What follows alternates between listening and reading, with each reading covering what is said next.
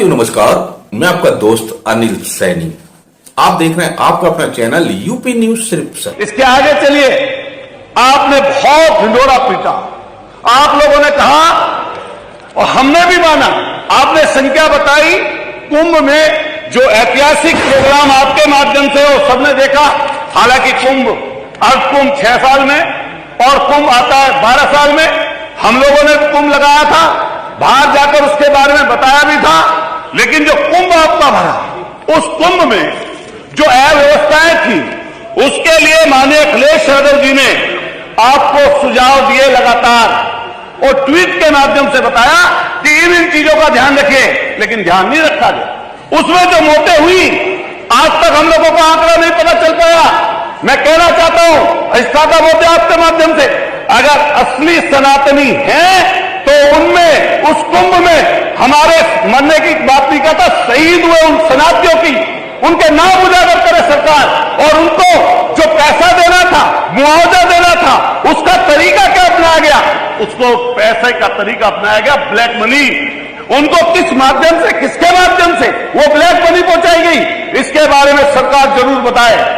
हम लोग हमेशा यही ढंढोरा पीटते हैं, सनातनी सनातनी। जिस पश्चिमी उत्तर प्रदेश करते हुए कहना चाहता हूं कि मान्यवर जल्दी हम लोगों को समझना और जानना पड़ेगा कि 2047 में 1 ट्रिलियन की बात हुई थी, लेकिन 1 ट्रिलियन का तो जुमला ही गायब हो गया। 1 ट्रिलियन का जुमला गायब हो गया। कहां है 1 ट्रिलियन? जो एमओयू साइन किए थे, उन एमओयू का क्या हुआ? उसके बारे में सरकार कम से कम क्लियर कर दे।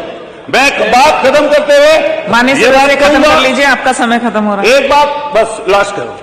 एक बात कहते हुए अपनी बात को खत्म करूंगा कि विजन की अगर तलाश करनी है, 2047 तो बहुत दूर की बात है, 2027 नजदीक है और पूरा पीडीए इकट्ठा करा है और पूरे जो आप लोगों ने एफआईआर के नाम पर चोरी की है वोटों की, वो पूरे देश में समहल्ला है। और मैं फिर कहना चाहता हूं विजन सिर्फ भारतीय जनता पार्टी की सरकार का एक है कि कैसे प्रशासनिक अमले से और किस तरीके से चुनाव बल पर वोटों की लूट की जाए। माननीय दूसरा विजन राकेश है हिंदू मुसलमान का झगड़ा कराकर झगड़े से कैसे अपने आप को आगे माननीय राकेश जी, लास्ट बात करते हुए, एक छोटी सी बात करते हुए, बिगड़ा बिगड़ा दौर कहो तो दिक्कत है, झूठों का जोर कहो तो दिक्कत है। वैसे तो सब कहने की आजादी है, पर चोरों को चोर कहो तो दिक्कत है। थैंक यू, बहुत बहुत धन्यवाद राकेश जी, बहुत बहुत शुक्रिया। जय भीम, जय भारत। हम लोग हमेशा यही ढंढोरा पीटते हैं, सनातनी सनातनी।